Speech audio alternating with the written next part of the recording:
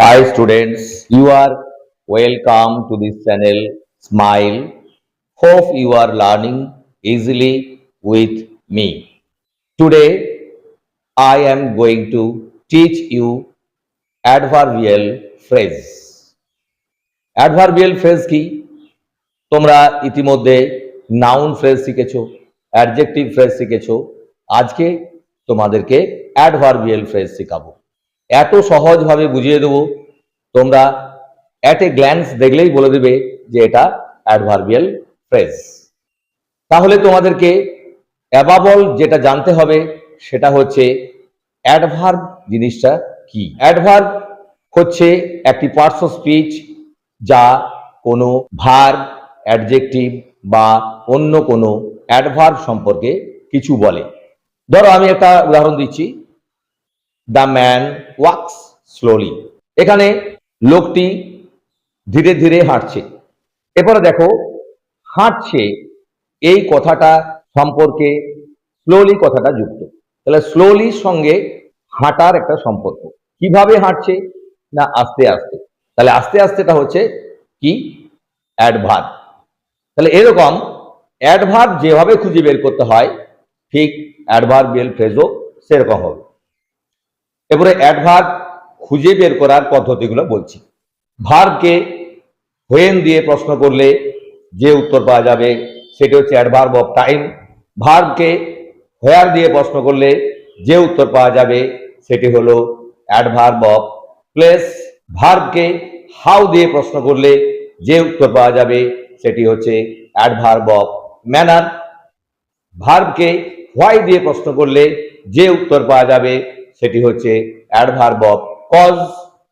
ভার্বকে how often অর্থাৎ কতবার দিয়ে প্রশ্ন করলে যে উত্তর পাওয়া যাবে সেটি হচ্ছে অ্যাডভার্ব অফ ফ্রিকোয়েন্সি। আর একটা হয় কি? অ্যাডভার্ব অফ ডিগ্রি, যখন কম্পারিজন করা হয়। সেগুলো তোমরা পরবর্তী ভিডিওতে গুলো পাবে। আজকে একটার পর একটা উদাহরণ দিয়ে বুঝিয়ে দিচ্ছি। এক একটা এক্সাম্পল সুভদ্রা দেবে, ওর মন থেকে উদাহরণ দেবে, আমি সেই এক্সাম্পলটাকেই তোমাদেরকে বুঝিয়ে দেব। নাও Subhadra, you are welcome to this channel. Please give me some examples that are of adverbial phrase. Okay. First example, সে ধীরে ধীরে হাঁটে। দেখো, সে ধীরে ধীরে হাঁটে। He walks in a slow manner বলতে পারি, বা he walks in a gentle manner। তাহলে he walks in a gentle manner, এটা হচ্ছে সেন্টেন্স। এবার তুমি ফ্রেজটা কি করে খুঁজে বার করবে? দেখো, ভার্ব কোনটা? ওয়াক্স। ওয়াক্সকে তুমি হাউ দিয়ে প্রশ্ন করো, যে কিভাবে হাঁটে? না ধীরে ধীরে, ইন এ জেন্টল ম্যানার। এটি হচ্ছে বাক্যের উত্তর। তাহলে এই যে ইন এ জেন্টল ম্যানার, এটা কি হয়ে গেল? Adverbial phrase. দাও তুমি আমাকে আরেকটা উদাহরণ দাও। নেক্সট, সে ঠিক সময়ে পৌঁছেছিল। সে ঠিক সময়ে পৌঁছেছিল, ইংরেজিটা কি হবে? He reached in the nick of time. He reached in the nick of time. In the nick of time, এখানে দেখো ভার্ব কোনটা? রিচড। এটাকে কখন দিয়ে প্রশ্ন করো? কখন পৌঁছেছিল? না উত্তর হচ্ছে দেখো ঠিক সময়ে। ইংরেজিটা কি? ইন দ্য নিক অফ টাইম। তাহলে ইন দ্য নিক অফ টাইম হচ্ছে অ্যাডভার্বিয়াল ফ্রেজ। বুঝতে পারলে তোমরা সবাই? আশা করি বুঝতে পারছো। নেক্সট আরেকটা উদাহরণ দাও। সে স্টেশনে অপেক্ষা করছিল। সে স্টেশনে অপেক্ষা করছিল, ইংরেজি হবে? He was waiting at the station. He was waiting at the station. এখানে দেখো ভার্বটাকে was waiting, এটাকে where দিয়ে প্রশ্ন করো। কোথায় অপেক্ষা করছিল? উত্তর কোনটা পাচ্ছি? না at the station। তাহলে at the station এটি হলো অ্যাডভার্বিয়াল ফ্রেজ। নেক্সট, সে অসুস্থতার কারণে সভায় উপস্থিত থাকতে পারেনি। সে অসুস্থতার কারণে সভায় উপস্থিত থাকতে পারেনি, কি বলবে? He could not attend the meeting because of his illness. He could not attend the meeting because of his illness. এখানে দেখো উপস্থিত হতে পারেনি, এটা ভার্ব। এটাকে কেন দিয়ে প্রশ্ন করো? কেন উপস্থিত হতে পারেনি? না বিকজ অফ হিজ ইলনেস, তাহলে উত্তর হচ্ছে বিকজ অফ হিজ ইলনেস। এটা হচ্ছে অ্যাডভার্বিয়াল ফ্রেজ।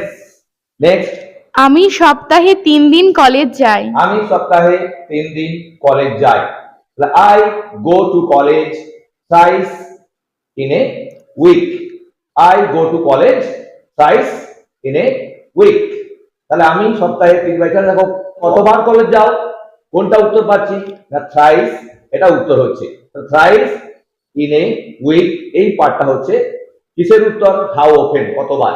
তাহলে এই অংশটি হচ্ছে থ্রাইস ইন এ উইক, এটি হচ্ছে অ্যাডভার্বিয়াল ফ্রেজ।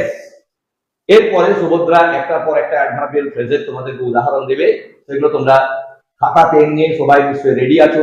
তোমরা এক একটা ফ্রেজ লিখে নাও, এগুলো লেখার জন্য খুবই দরকার, বলার জন্য খুবই দরকার, এবার তোমার কোনো সেন্টেন্স বোঝার জন্য সেটাও খুবই প্রয়োজন। সুভদ্রা একটার পর একটা তোমাদেরকে বলে যাচ্ছে, একটু থেমে থেমে বলবে। অনেকে বলছে যে স্যার আমরা লিখতে পারছি না, একটু থেমে থেমে বলবে, ঠিক আছে? ওকে, ফার্স্ট এক্সাম্পল, ভুল করে, বাই মিস্টেক। নেক্সট, দৈব ক্রমে, বাই চান্স। নেক্সট, পালা করে, বাই টার্নস। কিছুতে, বাই নো মিনস। ফেরত ডাকে, বাই রিটার্ন অফ পোস্ট। মোটে, ইন দ্য লিস্ট। নেক্সট, কালক্রমে, ইন কোর্স অফ টাইম। তাড়াতাড়ি, ইন হেস্ট। ব্যস্ত সমস্ত, ইন এ হারি। অশুভ ক্ষণে, ইন অ্যান ইভিল আওয়ার। চোখের নিমেষে, in the twinkling of an eye. সংক্ষেপে বলতে গেলে, ইন শর্ট। পদে পদে, অ্যাট এভরি স্টেপ।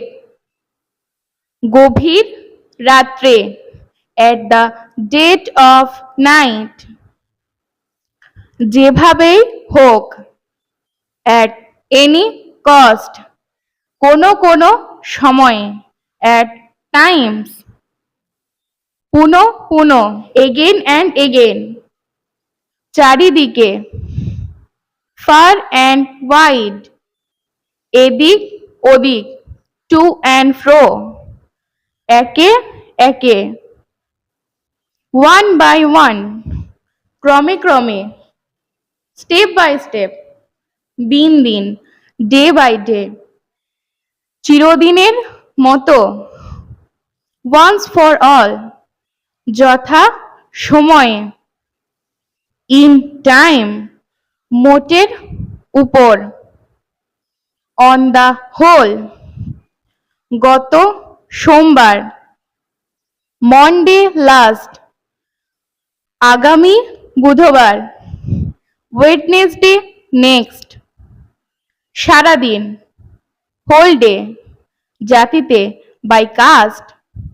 উৎসাহের সঙ্গে, উইথ স্পিরিট। চট করে, ইন নো টাইম। অবশেষে, অ্যাট লেন্থ। আলস্য ভাবে, উইথ এ লেজি মোশন। সহসা, অল অন এ সাডেন। অনেকক্ষণ, ফর লং। ব্যর্থভাবে, ইন ভেন। লাফিয়ে লাফিয়ে, বাই লিপস অ্যান্ড বাউন্ডস। তোমরা এগুলো খাতায় নোট করে রাখবে এবং যখন তোমরা বলবে, যখন লিখবে, তখন ব্যবহার করবে। আর এই ভিডিওগুলো তোমরা অনেক অনেক লাইক করো, শেয়ার করো, কমেন্ট করো। তোমরা কমেন্ট করছো না, লাইক করছো না, ভিডিওগুলো দেখছো বটে, কিন্তু লাইক এবং কমেন্ট করো, তবেই আমরা উজ্জীবিত হব। আরো অনেক অনেক নতুন নতুন জিনিস সম্পর্কে তোমরা জানতে পারবে, যেগুলো তোমরা কোনো ইউটিউব চ্যানেলেই পাবে না। এরকম অনেক ক্লাস তোমাদের দেওয়া আছে, যেগুলো তোমরা কোথাও পাবে না। অতএব এই চ্যানেলটি একটি বৃহৎ পরিবার, তোমরাও সেই পরিবারের এক একজন মেম্বার। এই পরিবারটিকে বৃহৎ করার দায়িত্ব কিন্তু তোমাদেরই। তাই এই পরিবারটি যত বড় হবে তত আমরা বেশি উৎসাহিত হব। Okay, thank you, have a good day.